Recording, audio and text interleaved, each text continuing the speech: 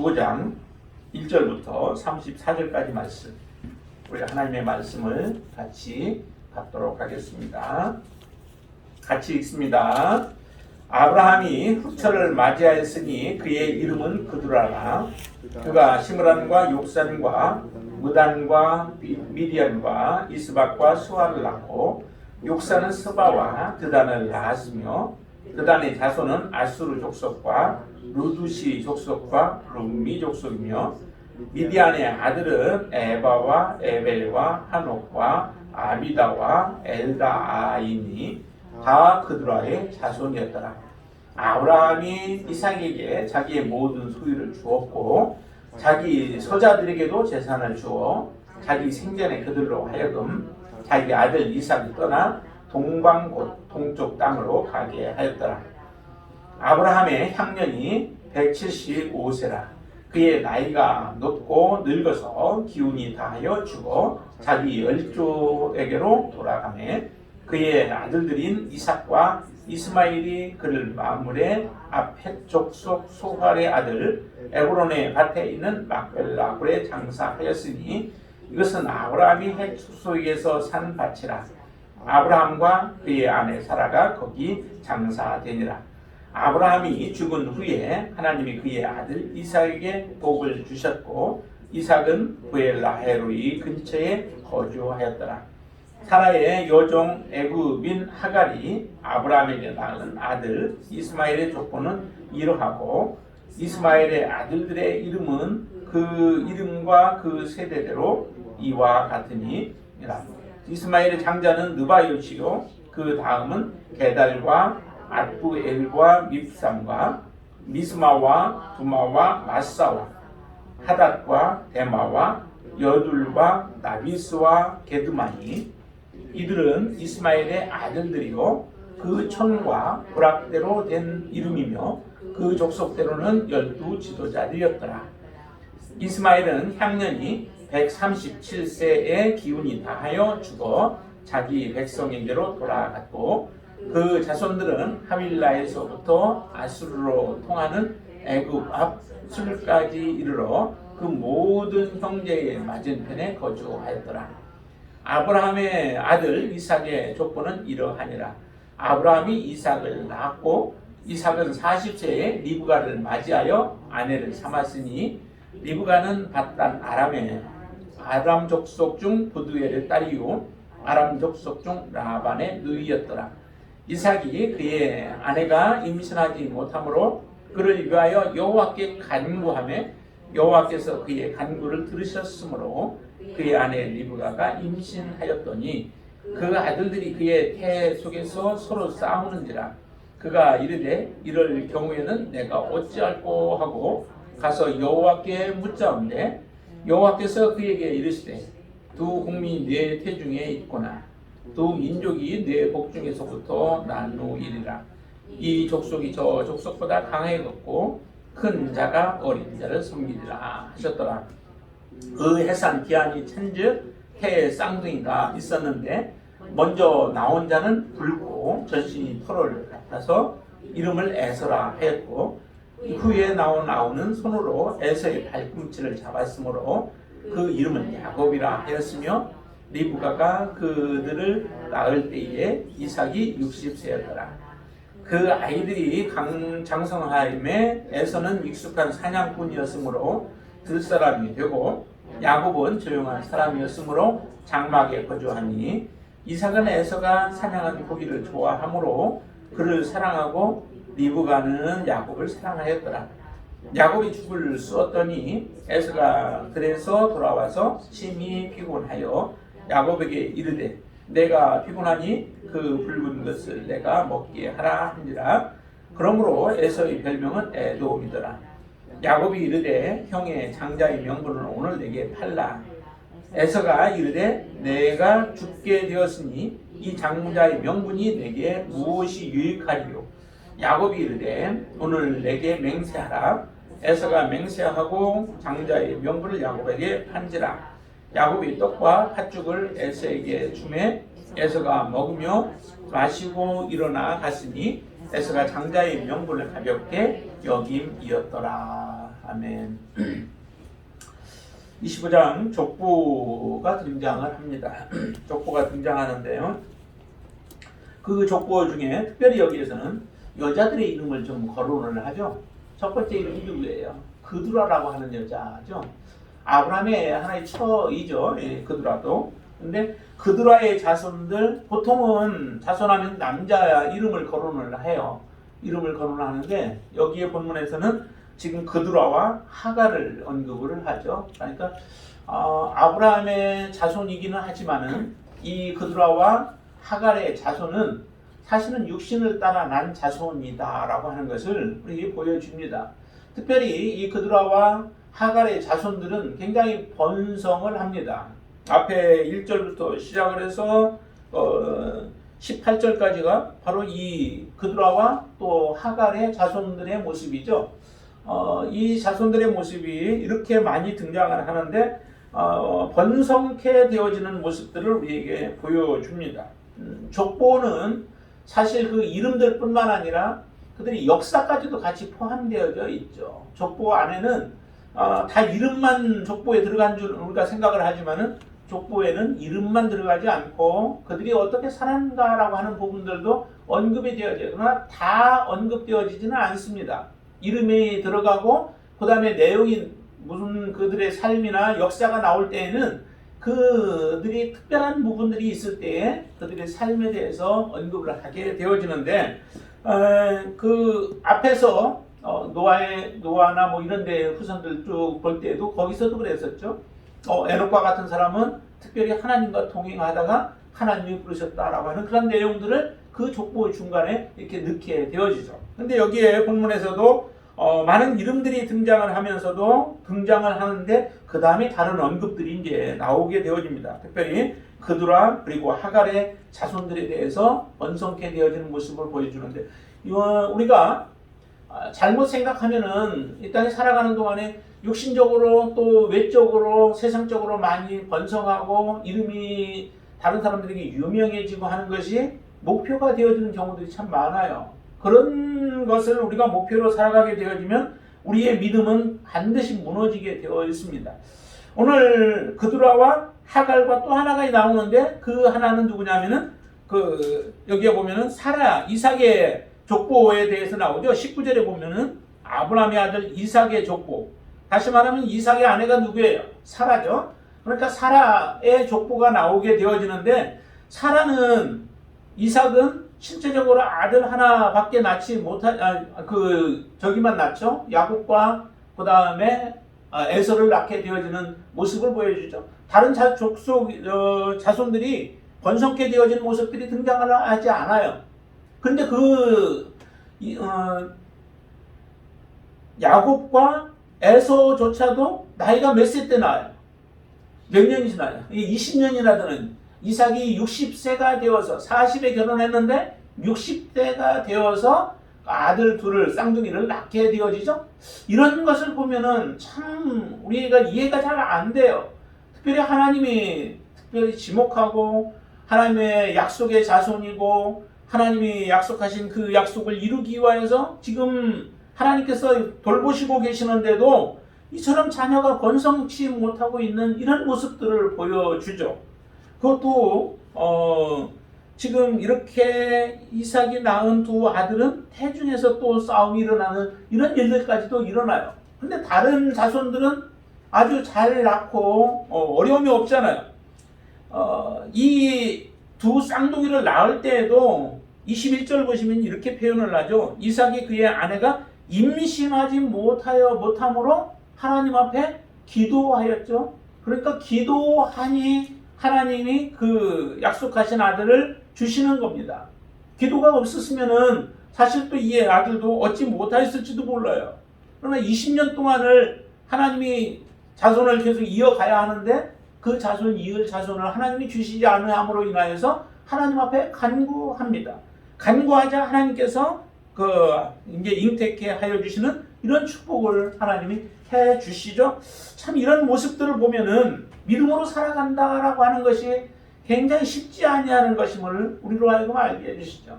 다른 사람은 번성하고 다른 사람은 일을 하면은 성공을 하고 모든 일들이 잘 풀려져 나가는데 하나님의 자녀들의 삶 속에서는 이와 같은 일들이 없다라고 했을 때 정말 믿음을 지켜서 나아갈 수 있을까?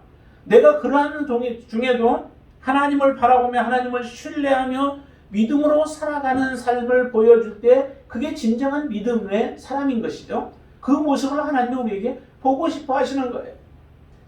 자녀가 없을 때에 하나님을 바라보며 하나님만이 이 문제를 해결해 주실 것에 대한 소망을 가지고 하나님께 기도할 때에 그 기도를 들으시는 하나님이 이제 하나님의 때에 아들을 잉태케 해주시는 그런 놀라운 역사를 이루어 주시는 것과 같습니다. 우리에게 이런 정말 믿음이 있게 되기를 바랍니다. 자, 여기에 보면은 이 자녀들을 낳게 되어지지만 특별히 하나님께서는 이 자녀들을 함께 거하지 못하게 하십니다. 이전에 앞에서도 이삭과 함께하지 못하게 그 이스마엘을 분리하시는 모습을 보았죠. 어디서 보냐면 우리 창세기 21장에서 하나님께서 이스마엘을 떠나가게 만들죠. 하갈과 함께 그를 떠나보내요. 자, 한번 잠깐 볼까요? 21장을 한번 보세요. 21장에 그 아들 이삭에 대한 잔치를 이제 베풀었죠. 할례할 때 이제 잔치를 베풀어서 젖을 뗄 때에 잔치를 베풀었는데 그때 하갈의 아들 이스마엘이 이삭을 놀리는 겁니다. 이삭을 핍박을 하는 거예요. 그 모습을 보고 있던 리브가가 사레가 이것을 허락지 않냐고 이렇게 얘기합니다. 10절 보세요. 그가 아브라함에게 이르되 이 여종과 그 아들을 내쫓으라. 이 종의 아들은 내 아들 이삭과 함께 기업을 얻지 못하리라 라고 말씀하시고 이 말씀대로 하나님이 하라고 아브라함에게 말씀하시죠. 그래서 결국에는 14절 보세요. 21장 14절 같이 한번 읽습니다.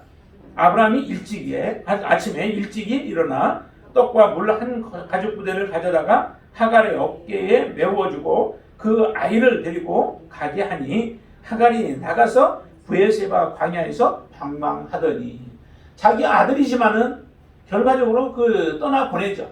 이삭에게서 멀어지게 이삭을 핍박하지 못하도록 그를 떠나 보내게 되어지는 결단을 내려서 그를 아침 일찍에 떠나 보내게 되어집니다. 아브라함과 그 롯을 하나님이 분리해 놓으시는 것도 마찬가지죠. 저는 하나님의 자녀와 하나님의 자녀가 아닌 사람을 하나님은 반드시 분리해 내십니다. 여러분들도 하나님이 그렇게 하셨죠. 여러분들도 세상 가운데 세상 사람들과 하나였던 자들을 하나님이 부르신 겁니다.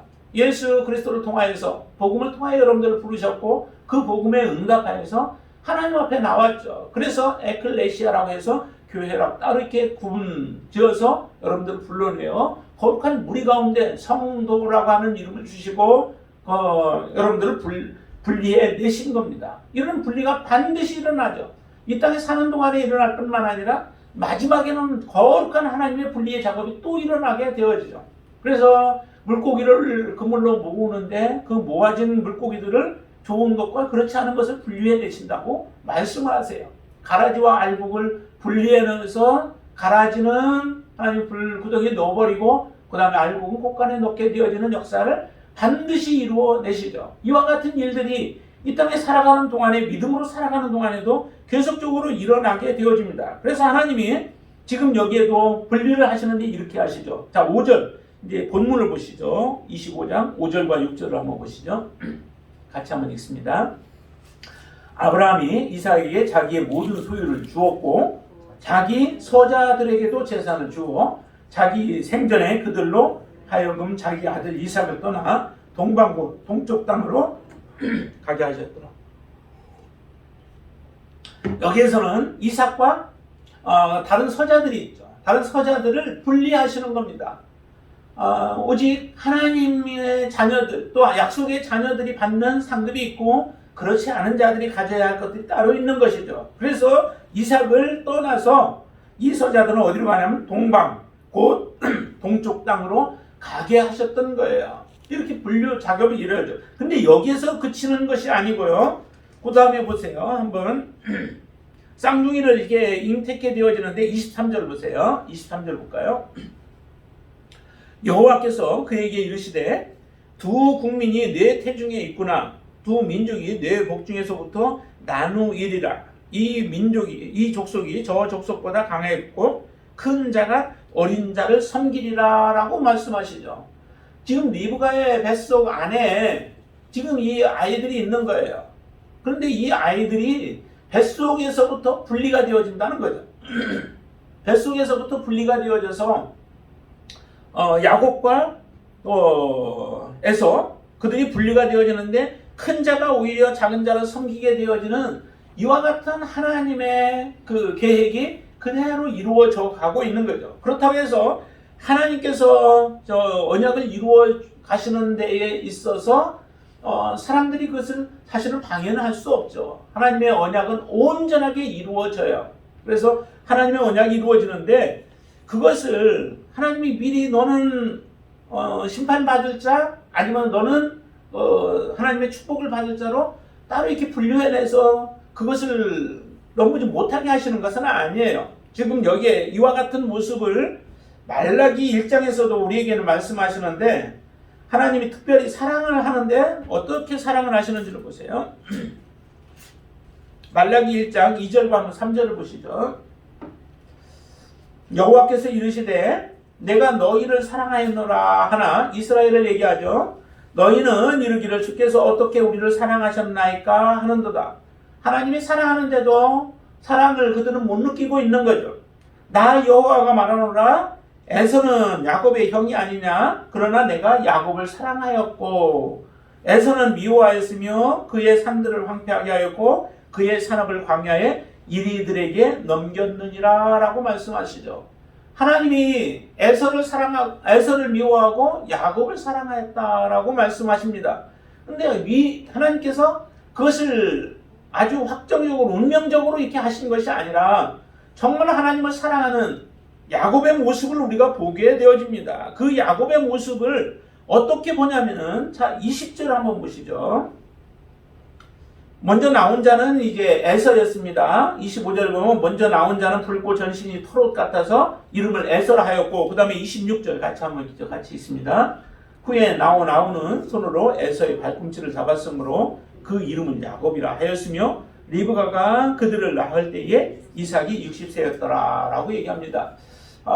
먼저 이제 아들 그 에서가 출생을 하죠. 그런데 그의 발을 붙잡고 나오는 사람이 누구냐면은 이 야곱이었다는 거예요.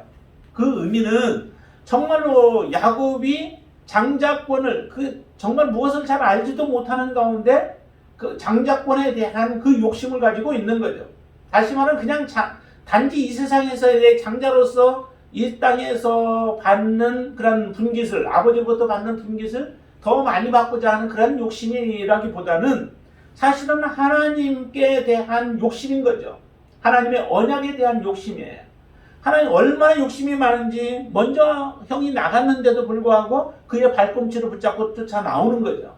그 장자의 명분을 받고자 하는 욕심이 그렇게 컸던 거예요. 그 모습을 우리에게 이 지금 쌍둥이의 출생을 통하여서 우리에게 보여주십니다. 야곱이 얼마나 정말 집착을 가지고 하나님의 그 약속을 받기를 원하였던가라고 하는 것을 보여주는데 그 사건이 연속적으로 이어져서 이게 어디로 나오냐면 27절부터 쭉 나오는 내용을 우리에게 보여주는데요. 거기에 보면 이제 특별히 이제 그 두 사람의 삶에 대해서 이야기를 합니다. 야곱은 어떤 사람이었고 에서는 어떤 사람이었는가? 야곱은 어떤 사람이에요?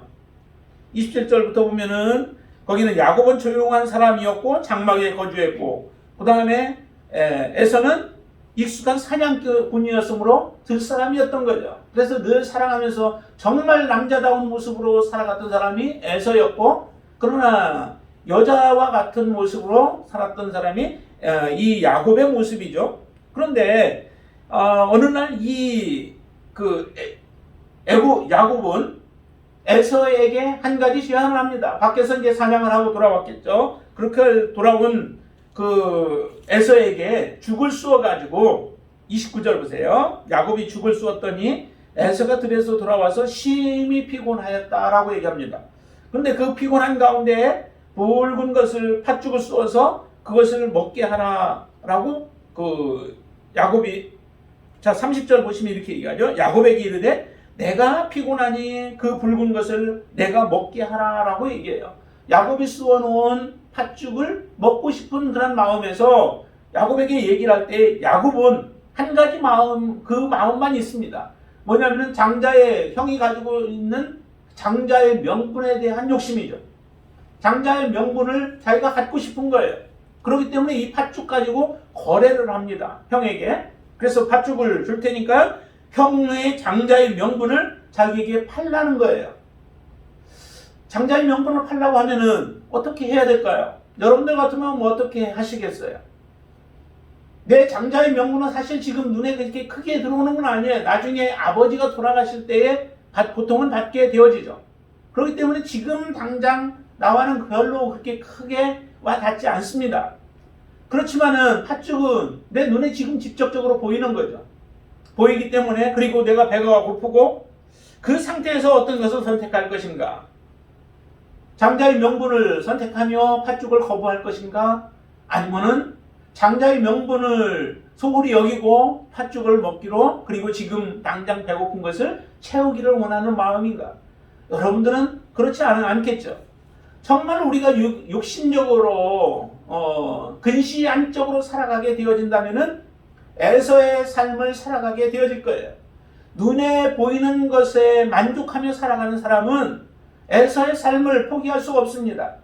그리고 이 땅에서 우리가 누리기를 원하고, 이 땅에서 행복하기를 원하고, 이 땅에서 잘 살기를 원한다면은 에서의 삶을 살아가고 있는 사람이 되어질 것입니다.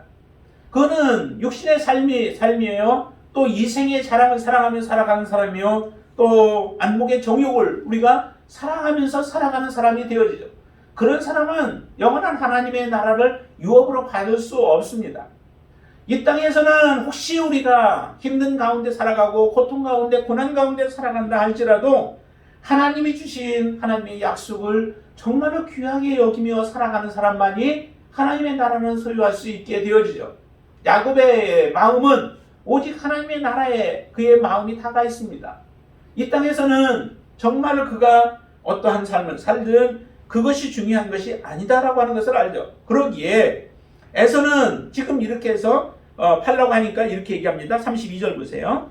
에서가 이르되 내가 죽게 되었으니 이 장자의 명분이 내게 무엇이 유익하리요? 지금 죽을 지경인가요? 조금 피곤하기는 하겠죠. 죽을 지경인가요? 그렇지도 않잖아요. 장자의 명분을 얼마나 그가 소홀하게 여겼는가라고 하는 것이 그대로 드러납니다. 장자의 명분은 곧 무엇과도 연결되어 있냐면 하나님의 언약과도 연결되어 있습니다. 하나님의 약속과도 연결되어 있어요. 장자의 명분을 가진 자가 곧 아버지가 그것을 주게 되어지지만 아버지의 권한은 축복의 권한이 같이 있습니다. 모든 사람이 다 다른 사람을 축복할 수 있죠. 그렇지만은 아버지에게 주어진 권한은 또 나름대로 다른 그런 축복의 권한이 있는 거죠. 그래서 자녀들을 축복하는 권한이 아버지에게 있어서 그 축복의 권한을 받는 것이 곧 장자의 명분을 가지는 것과도 동일한 모습이죠. 그래서 아버지가 축복하는 것, 그리고 장자의 명분을 갖는 것에 대한 소홀함을 그대로 표현해서 이 팥죽 한 그릇에 장자의 명분을 팔아 넘겨버리는 겁니다. 야곱의 잘못이 아니죠. 야곱이 약삭바른 것, 그 약삭바름도 있지만은 다시 말하면 약속의 약삭바름은 곧 하나님의 나라에 대한 간절한 소망인 것이고 하나님의 약속을 그만큼 철저하게 믿고 있는 거예요. 내 눈에 지금은 안 보인다 할지라도 하나님은 그것을 반드시 허락해 주실 것에 대한 확신을 가지고 있는 겁니다. 그렇기 때문에 장자의 명분에 이렇게 그의 마음을 다 쏟는 거예요. 그래서 장자의 명분을 결국에는 얻게 되어지죠. 에서가 이르되 내가 죽게 되었으니 이 장자의 명분이 내게 무엇이 유익하리요? 라고 했던 에서와는 정반대로 야곱은 정말 장자의 명분에 모든 것을 거는 삶이었습니다. 나중에 가면은 아버지를 속여서까지도 빼앗는 그런 역사를 이루어내죠. 이와 같은 모습을 볼 때에 야곱과 에서는 야곱은 하나님의 사랑을 받을 수밖에 없었다라고 하는 거예요.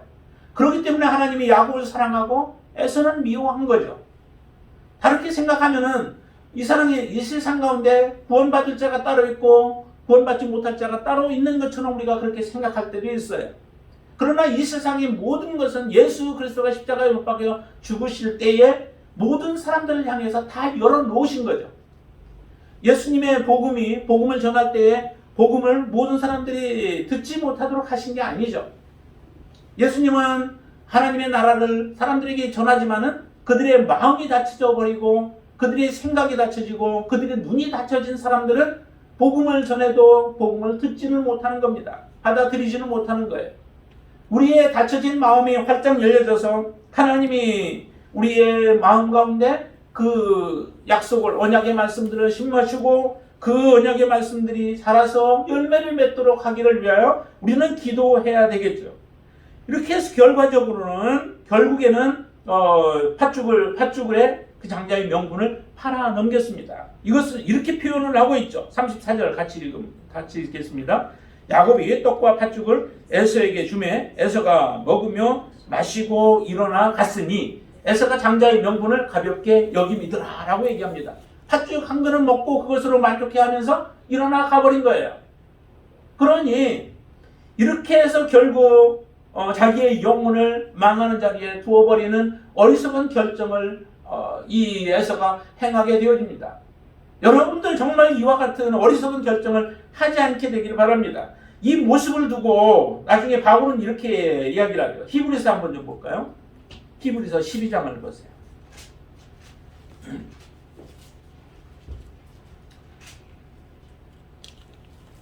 히브리서 12장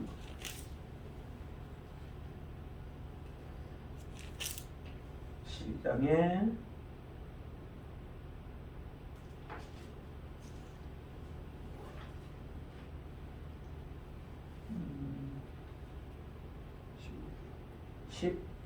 16장. 네. 16장 한번 같이 보시죠. 같이 읽습니다. 음행하는 자와 꼭 한 그릇 음식을 위하여 장자의 명분을 판 에서와 같이 망령된 자가 없도록 살피라. 17절. 너희가 아는 바와 같이 그가 그 후에 축복을 이어받으려고 눈물을 흘리며 구하되 버린 바가 되어 회개할 기회를 얻지 못하였느니라 라고 말씀하시죠. 아주 단정적으로 것을 딱 박습니다. 망령된 자가 없도록 우리 자신을 살피는 삶이 우리는 정말 중요합니다. 내가 이와 같이 하나님이 약속하신 것, 하나님의 언약, 하나님의 말씀들을 내가 어떻게 여기고 있는가라고 하는 것도 동일한 모습이에요. 장자의 명분과 마찬가지죠. 하나님의 말씀을 내가 귀하게 여기고 하나님의 말씀대로 우리가 복종하고 순종하고 믿음으로 살아가는 사람은 하나님의 나라에 대한 우리가 소망을 가지고 살아가는 사람들이죠. 그러나 하나님의 약속의 말씀, 언약의 말씀이 정말 별 의미 없이 우리가 느끼며 그렇게 살아가고 있다면은 우리는 에서의 자리에 지금 앉아 있는 겁니다.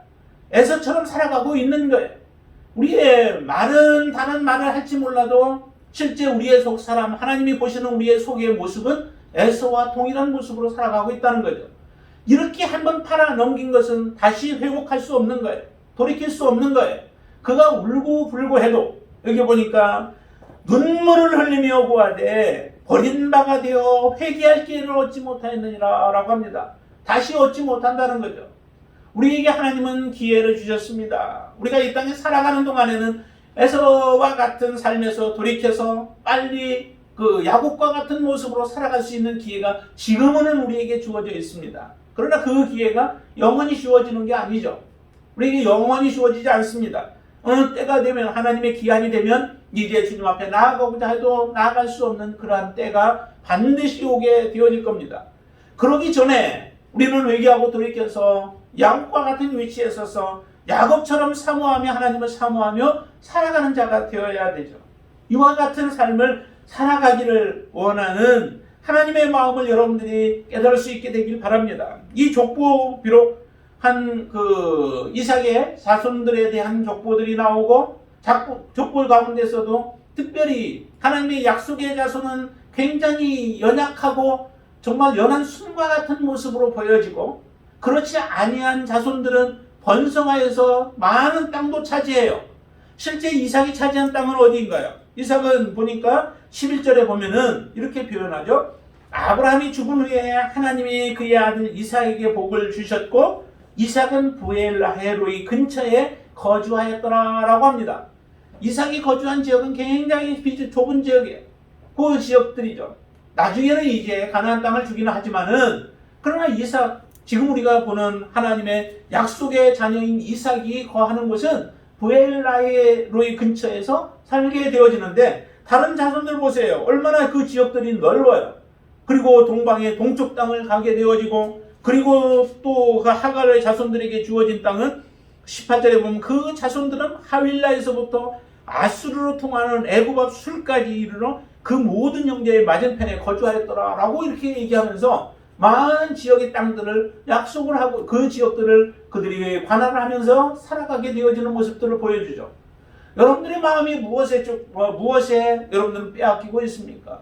정말 하나님의 나라에 여러분들이 온전히 여러분들의 마음을 빼앗기게 되길 바라고 하나님이 주시는 약속, 그게 우리 눈으로 확인할 수는 없는 것들이라 할지라도 반드시 하나님은 그 나라를 우리에게 주시고 그 약속하신 대로 우리에게 허락해 주실 것에 대한 믿음이 변치 않고 여러분들이 확고하게 되어져서 야곱처럼 비록 장자의 명분이 장자가 되어지는 그런 권한을 먼저 태어나서 장자로 태어나서 가져간다 할지라도 내가 이미 나는 가질 수 없는 것처럼 느껴진다 할지라도 그 상황 속에서도 포기하지 아니하고 하나님의 약속을 붙잡고 믿음으로 살아갈 수 있게 되길 바랍니다.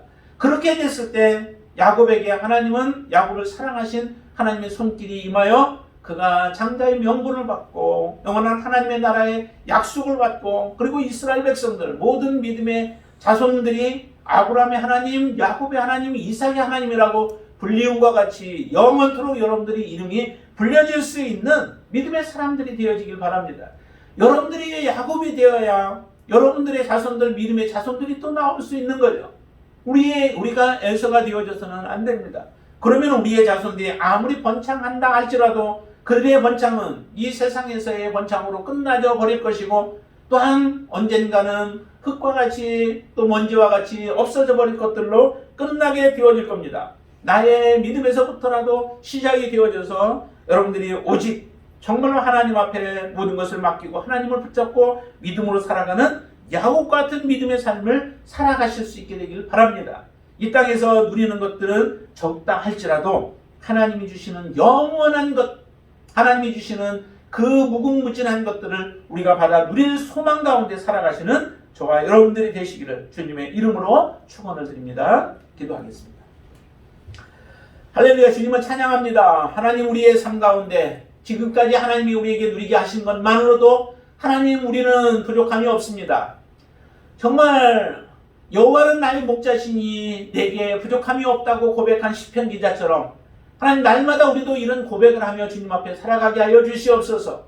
비록 그가 가는 길들이 사망의 음침한 골짜기와 같은 곳을 지나고 또한 아버지 하나님, 소망이 없는 곳이 곳처럼 보이는 곳이라 할지라도 하나님, 우리가 그 걸음을 멈추지 않게 하여 주시고 날마다 더욱더 하나님 앞에 더욱더 가까이 나아가며 하나님의 품으로 나아가는 자들이 되어지도록 역사하여 주시옵소서. 아버지 하나님, 야곱은 태중에서부터 하나님에 대한 소망을 가지고 살았습니다. 아버지 하나님, 마지막까지 아버지 하나님 포기할 수밖에 없는 상황 속에서도 포기하지 아니하고 하나님 앞에 믿음으로 나아갔던 야곱처럼 우리의 믿음이 이런 믿음 되게 하여 주시옵소서. 하나님의 나라는 침노하는 자가 차지하게 되어진다고 하셨사오니 우리가 하나님의 나라를 침노하는 자가 되게 하여 주시옵소서. 열정을 가지고 하나님의 나라를 소망하게 하여 주시고 하나님의 말씀 앞에 우리의 자신을 내어놓고 말씀대로 순종하며 살아가는 자들이 되어지도록 역사하여 주시옵소서. 우리의 처지와 형편을 우리는 탓하지 아니하고 오직 하나님 앞에 정말 믿음으로 살아갈 수 있는 축복을 주신 하나님을 높이며 살아가는 삶이 되도록 역사하여 주시옵소서. 예수님의 이름으로 간절히 기도드리옵나이다. 아멘.